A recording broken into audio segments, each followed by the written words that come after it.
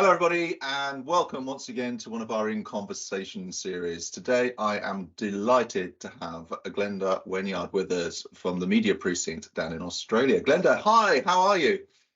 I'm great. How are you, Paul? I'm good. I understand that it's obviously the afternoon for you. It's very early in the morning for me, but I understand it's a little warm down there at the moment because it's the middle of your summer, of course. It is. We've got a beautiful 38 at 5 o'clock in the afternoon. So it's brilliant. I'm not in the least bit jealous, don't worry. But it's great to have you with us. Thanks for your time today. So Media Precinct's just joined the Mission Partners, and we're so excited to have you guys with us. And I was wondering, Glenda, could you maybe just tell us a little bit about yourself, so the people watching this get to learn about you, how you got into the agency business? Because I always find these stories really interesting. Oh, it's incredible, isn't it? Look, I first started off as a marketing assistant for a company called Bond Corp. And for those of you that are sailors, you might have heard of a little race called the America's Cup, of which is very famous. But Alan Bond, who owned Bond Corp, actually brought the America's Cup into Australia.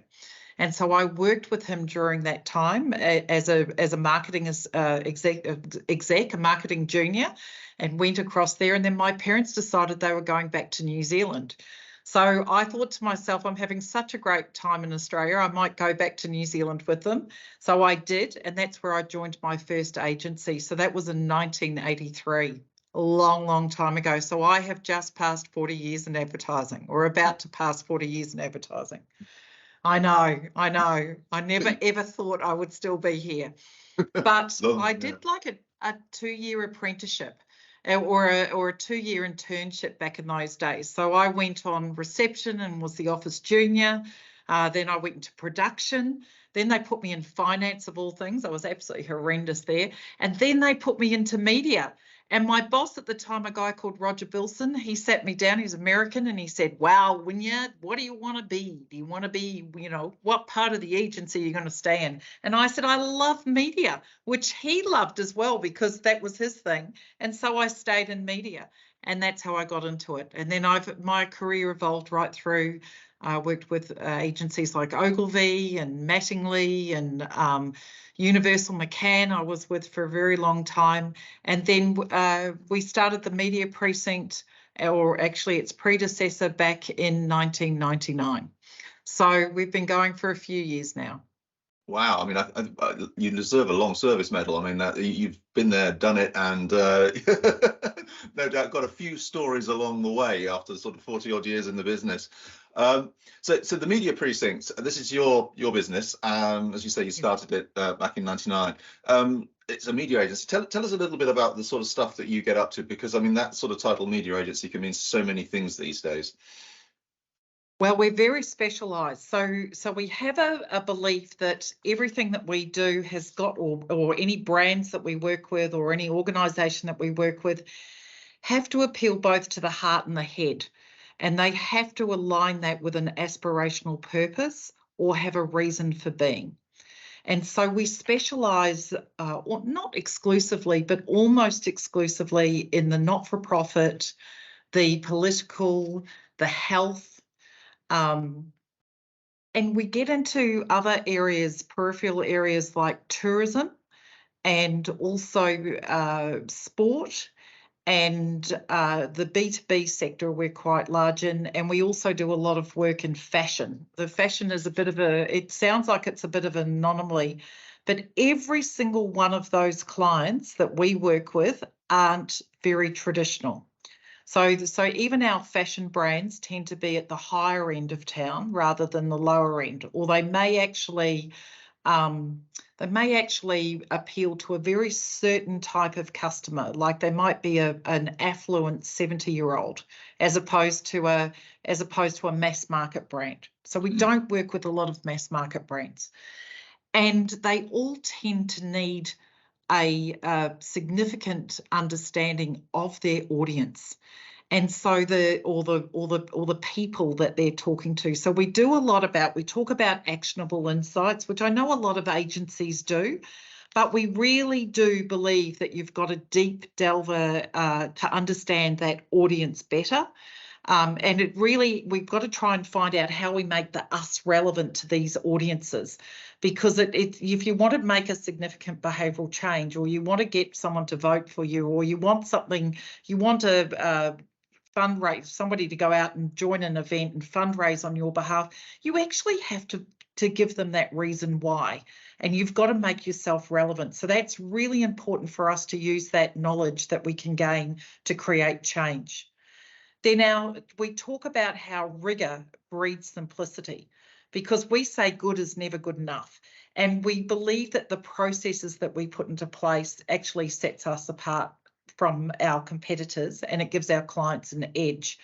And our hard work that we do in understanding these audiences and all of that kind of what the motivations are and that type of thing actually helps us to deliver a lot more clarity and simplicity to a client. So we dumb it down, or not dumb it down, I shouldn't say that, but we try and simplify it for our clients and make sure it's translatable and it's understandable and it's actionable. And then we talk about progress, and we say progress is not a process, because we don't believe in a cookie cutter approach. So everything that we do for our clients is personalised, and we really do have our clients really do say that we're an extension of their marketing or their communications teams or their own business. And it's because of the way that we try and find ways to help push them forward. So it's an interesting model. And because of that, we have a research agency where we do a lot of bespoke research, particularly in that not-for-profit, political, the tourism sector. We do a lot, and multi-mixed developments, and we do that work. Fashion is another one. We do that work all over the world.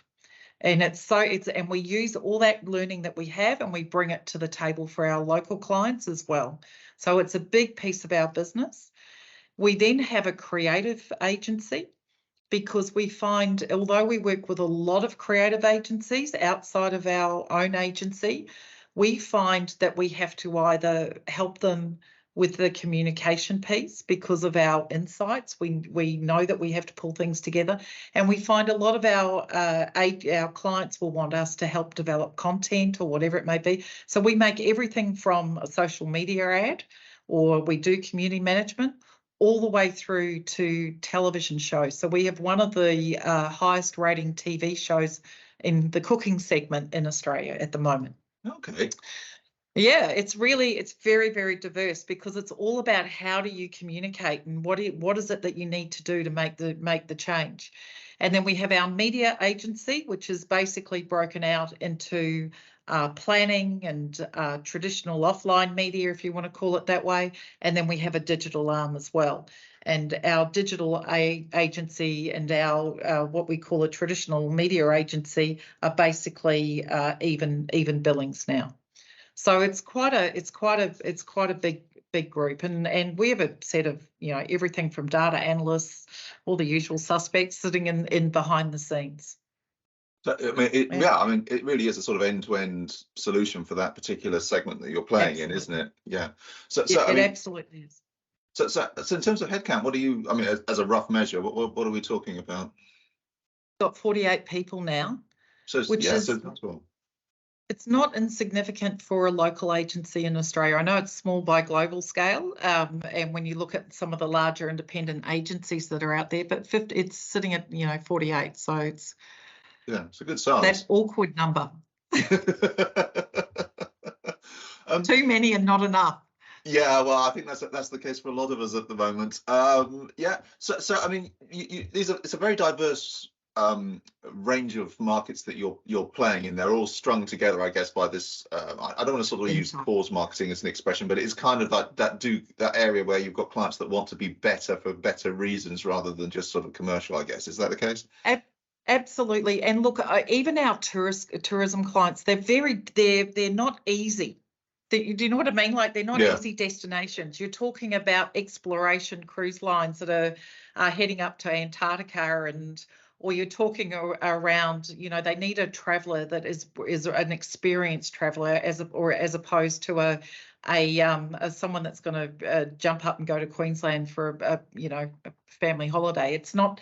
They have difficult audiences, and that's the thing that it really sets these different clients or strings them all together, is the audience piece, because you have to understand their audiences in order to get the sale or to get the funds or to get the to get the vote, basically. Okay, so of those clients that you work with, could you give us just a few names so we sort of get a sort of visual picture of who you might be on the client list?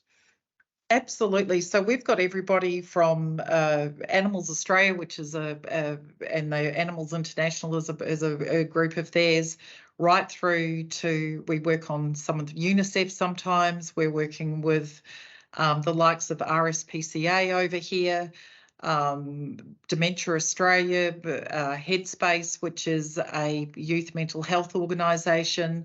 So significant, Cerebral Palsy Alliance, significant organisations in the not-for-profit sector. We work with a lot of trade unions. We work with a lot of independent MPs as well as Labor MPs. We do a lot of work that is Labor aligned or independent aligned. We're very proud that we were the agency behind getting all the teals, the independent teals in over here. We actually did Albanese, who's the Prime Minister's personal campaign as well. What's really funny is that our Labor and our independent MPs, they all recommend us to each other. And so sometimes we may have 4 or 5 sitting in one electorate. So, but they all know, and we're very confidential in the way we work and things like that. We work with the likes of a Hurtigruten, which is an international cruise line or exploration cruise line. We do works for Philippine tourism type of clients. A lot of fashion brands, Australian fashion brands like a Camilla or a Age or a Marks or Sass & Bide. Some brands, some of your viewers may know about. So very, very broad and quite large. Well, I mean, absolutely fascinating range of clients, and as you say, I mean, it's something that gets you, obviously, I suspect, out of bed in the morning having to work with all of these types of people, because the spectrum of issues that they must have to want you to address is quite significant, I imagine. But as you say, it's really about finding that target audience, which I think is a really nice way to put it. Glenda, when it sort of comes to the market in general, we all obviously know where Australia is, but it is different, I think, in some ways. How do you perceive, what would you say makes the Australian market unique when you look at it in comparison to some others? And I know you work globally, so you've probably got quite a good perspective on this, I suspect. Look, if I think about the Northern Hemisphere and I take a market like the UK or the US, what you have as an advantage in those markets is that you work with what I call scratch strategies and scratch clients. So you develop a global campaign, or you develop a campaign that is then taken into other markets and localized. Very rarely do we do that here. So over here, we have a lot more retail, a lot more CTA-based advertising, so direct response. We have a lot less brand activity. And so if I look at this market, the emphasis on brand is much, much lower. And particularly at the moment, we're going through a perfect storm in 2023. Technology is changing the face of our industry. We've got shifting consumption patterns from a media point of view. Consumer and business confidence is extremely low, and it hasn't been this low since the 1980s when we had the stock market crash. And budgets are shifting to digital options, so they're much cheaper, and clients can turn on and turn off the tap. So the speed with which that happens in this market is huge. There's really no long-term planning. It's very short-term, and it's a very short-term driven market in that respect. And the role or the value of brand is being severely underestimated, and I find it incredibly sad. To give people an understanding, This is the first time in 40 years I'm sitting in December with e-commerce clients and we don't have a single broadcast television spot planned or booked for December onwards. Wow, that's extraordinary. Absolutely. Wow, and that is such a. I mean, I look at it in sort of maybe the UK perspective, but that is such a weird thing to say. Yeah, so go on. Yeah, totally. And that's why I say this, it's not a brand driven, it's not a market that values brand like other markets in the Northern Hemisphere do. That's how I feel. I think even New Zealand values brand more than what we do here. Wow. I mean, so I guess leading on from that a little bit, then looking at next year, as we sit here, I mean, at time of recording in sort of mid-December, as you can tell by the festive Christmas decorations I have behind me, not. What do you think will be the major challenges then facing your market, and then also sort of globally as we move through 2024? Let me go back to the 1980s and the stock market crash. Not only did the stock market crash and it was an economic impact globally, we also had the advent of technology. And this is why I believe the technology and the change is really changing the face of our industry. I know we talk about it, but when you actually think about that global financial crisis that we went through in the 80s, and then you think about the technology that overlaid, so the computer came in, or the Letraset artist disappeared, or the paste up artist, the finished artist, you think about the way we actually we used to have couriers that would go around, and we had ended up with fax machines coming in, and then we had email, all that sort of thing. Our industry halved in population overnight, not just because of the financial impact, but also because of the technology impact. And I believe in 2024, we will halve again. I really do. Wow, okay. I think that the face and the structure of our agencies are going to significantly change within the next 6 to 12 months. And we're really on that tipping point. And I go back to the fact, our traditional trading team, yes, they're still there, but they're only there by the grace of God. And it's out of home really is the only medium that is growing. And I get all the WARC reports and things like that. We contribute to all of those studies, and globally you can see out of home is the only one that's growing. Now, what is out of home allowing you to do? They're allowing you to buy programmatically.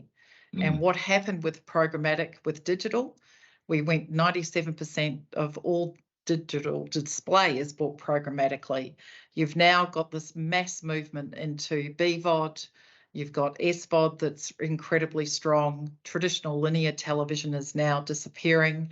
The technology is being upgraded in the living room. People are still watching YouTube and everything on their big screen, when they want to watch a documentary or whatever they want to do. And it's incredible. Even my parents are watching YouTube on TV, on their TV screen. So, as that technology dies, the older technology dies, and now in Australia, it's very much the poor or the very elderly that haven't upgraded their tech at the moment. You're seeing that more and more is going to move to a programmatic buy. Yeah, no, I think we've seen sort of similar stuff here. And I guess partly post lockdowns and pandemics, when people spent so much more time in front of a screen, and that the reliance on the technology was everything. I mean, especially for this time of year in the UK when we had lockdowns over Christmas, I mean, people went out and spent money and bought new tech. I mean, because they felt they needed it, but Mr. Amazon to deliver. So I mean, the flip side to this is, I mean, where do you see the opportunities, not just in Australia, but sort of globally over the next sort of 12 to 18 months, as much as anyone can tell in our crazy world at the moment? Oh, look, I think it's just how we use that technology. And I also think how we integrate AI. I really do. We're already using AI in our agency to help forecast sales and fundraising and any conversion metric you can think of. We're already working with that. So we use all of our audience insights and our media targeting and things like that, but we're using it to actually help shape a lot of that work that we do, to make sure that we're better at what we're doing, and really help us with all those influences, external influences as well. So the intelligence piece with the research, and then how you can actually manipulate and use all the analytics and the AI and all that kind of data configurations and analysis, that to me is really where we have to move to as an industry, and that's definitely something that our agency is embracing. Yeah, no, I've heard this quite a lot from a number of the agencies. I mean, all this in mind, what we just talked about, I was wondering from your personal point of view, and looking again both from an Australian perspective, but also perhaps from an international perspective, what brands out there do you think have really got it, or do you respect for what they're trying to achieve at the moment? I don't think it's so much of a brand. When I think about media and I think about how people or how organisations and companies are using it, there's the odd clever one, but I really don't. What I actually believe are companies like the UK Trade Desk. So I look at the trade desk and I look at how they've evolved these trading platforms. I look at their targeting capabilities. I look at what we can do now in a cookieless world. Who gives a shit about the cookie? Yeah. Like, we haven't been worried about it for ages. Like, I look at all of this. We've just written a piece around being cookieless and all the rest of it, and we've done a great infographic on the timeline of privacy data and privacy and things like that with data, and you look back and you go, like, who cares? Like, there's a whole lot of flat goes on about things like that. But I actually think that the trading platforms, to me, are the ones that I really admire, because they're media neutral, and they're expanding their grip on the industry, and they are very fluid in the way that they work, and I love that about them. They're forever evolving. Yeah, no, great answer. I was lucky enough. I think it was this time last year or maybe the year before. You invited me to join your podcast, which was thoroughly enjoyable, and we were sort of talking about the Christmas ads and having a bit of a rant. Well, I certainly was anyway.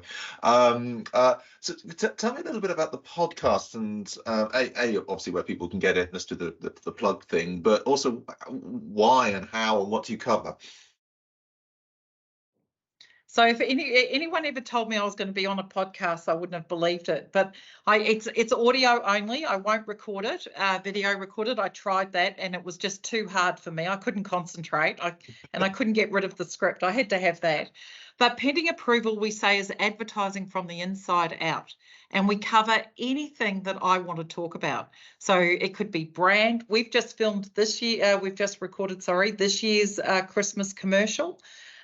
We talk about, could be about research. It could be about particular audiences. We invite media partners to come on and talk about or industry bodies more than partners, but the TV broadcast industry, to talk about television and how it's evolving, or we might have the outdoor guys or whatever it may be. Next year we're talking about commercial approval and around what it takes to get some of these ads to air, and why they contravene laws and regulations and things like that. So we've got a lot of momentum in there. This is the first season. We already have people asking us now to actually whether or not they can be on the podcast. I thought I was That's quite cool. Flattered about that. I didn't know that people even really listened, but they do. And so that's quite cool. And so we really just enjoy ourselves. We're very laid back, quite relaxed. And we have a bit of fun as well. But we noticed this year with the Christmas ads, the generational split. So I with John Lewis's ad campaign with the snapper. Yeah, I thought it was brilliantly executed. But I know the movie Little Shop of Horrors, whereas all the young ones who were very critical of it didn't even know what that was, didn't even know what that movie was, so they didn't have the reference. So it's very interesting when you start talking, and some of the guests that we have, and they all bring their different opinions in, and we share it. That's the podcast. You can get it on iTunes, Apple iTunes, Spotify, or any other podcast listening service. Any good podcast downloading service is available. Fantastic. Yes. And I guess we're sort of running a little bit up against the clock here, but before we close out, we should probably also mention, of course, you do have a family connection with the Mission Group already, don't you? I do. I don't know if she'd like that, but my daughter. We're too far down the line. You've got to say now. My daughter is Georgia Brewer, who works at Liberty. Oh, shout out to Georgia. Georgia, you better watch this. Just to finalise and finish off, I mean, Glenda, if anybody wants to get in contact, learn about Australia, learn about what you're doing, you're the best person to reach out to, I assume, or is there a member in the team you want us to funnel it through? Look, they can either contact myself, so Glenda Wynyard at Media Precinct, or G Wynyard at mediaprecinct.com.au, or Richard Turner, so rturner at mediaprecinct.com.au. Fantastic. Either of us will help. Great. Glenda, thank you so much for your time today. It's been wonderful. It's always great to talk to you. I always learn so much. Fascinating stuff. And I wish you all the best for the holiday season. And we're looking forward to working with you all through next year. Looking forward to it too, and you have a great time off. Cheers, then. Take care. Bye-bye. Bye-bye.